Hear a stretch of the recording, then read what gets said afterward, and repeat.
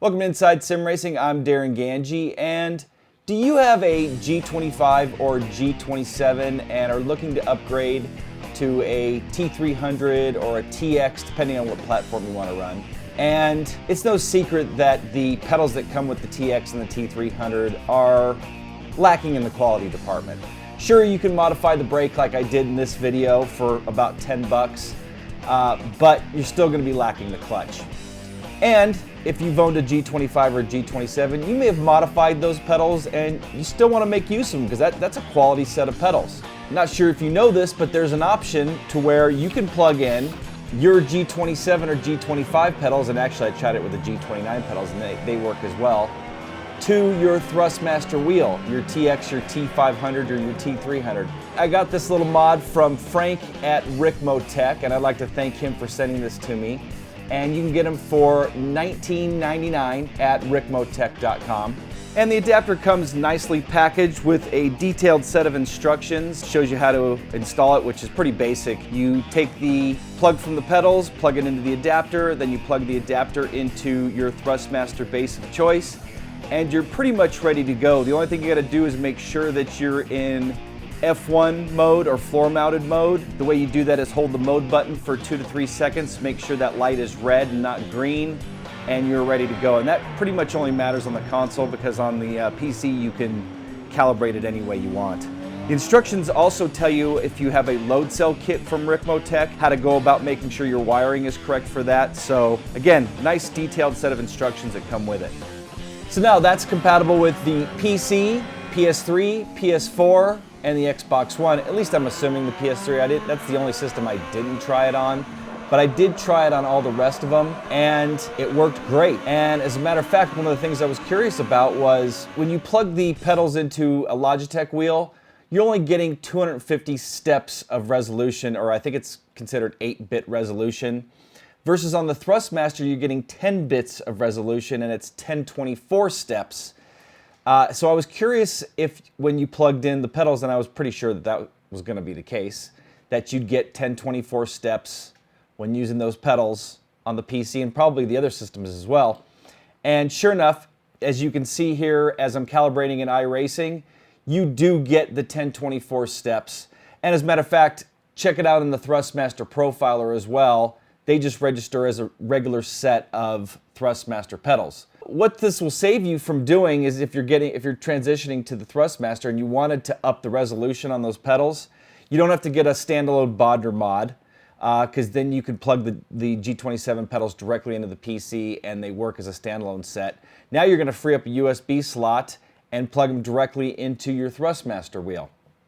So, like I mentioned, I tried it on the PC, PS4, and the Xbox One. On the PS4, I tried it with F1 2015.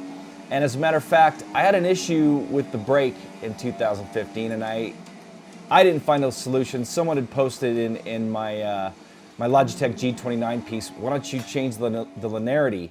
Sure enough, I thought if you up the linearity, it'd make it more sensitive. It's the opposite. So I put the linearity between like 75 and 100%, and that made the brake a lot less sensitive and not so touchy to where you're just touching the brake and you're locking up the front wheels. So anyway, as you can see, working fine here in F1 2015. Like I mentioned, I tried it on the PC with iRacing. As you can see, working great here. And finally, I tried it on the Xbox One with Forza Motorsport 5. And I actually used my Logitech G29 pedals because I already had them set up here on this rig for the piece that I did on the Logitech G29. So I thought, why don't I just plug them in, see if it worked. And what a huge difference in those pedals versus the stock G27 pedals, man. Much better braking, really good progressive feel over the stock G27 pedals, which, by the way, I got the GTE modification spring mod and brake mod that I'm going to install on those pedals just to have a good quality set and for some future comparisons. But worked great. Those G29 pedals registered the same exact way. So those of you that were curious in my G29 piece about will the G27 pedals work on the G29 wheel, I don't see why not. They registered the same way using this mod, so I'm imagining it's just basically 3-axis. There's nothing really special about a pedal set when it comes to that kind of stuff, especially on the stock side. As you can see, as long as you have a converter plug, you can use Logitech pedals on a Thrustmaster wheel. As a matter of fact, there's a mod you can get from Basher boards called the CPX that allows you to use the Fanatic Club Sport pedals on a Thrustmaster wheel. Okay, so there you have it.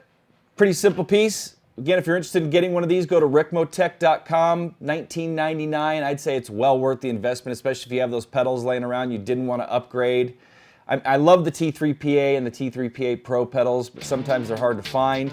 And if you've already purchased a G27, why not take advantage of those pedals and use them with your new Thrustmaster bass? Because Thrustmaster bass is definitely an upgrade over the G27, at least in my opinion. I definitely prefer a belt-driven wheel over a gear-driven. So if you're looking to make that upgrade and you want to continue to use those pedals, you definitely can. The guy named John Bowden also has one of these mods. His is about 50 cents cheaper. I actually found a set on eBay of the G27 pedals and his mod for 99 bucks.